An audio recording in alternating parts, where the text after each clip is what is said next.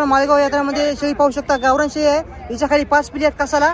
Quality पाहू शकता शेळीची, एक नंबर शेळी आहे. तर हिच्या कासाला किती पिली आहे तो, आणि बकरी किती आहेत? 5 पण बकरी आहेत मित्रांनो, पाहू शकता.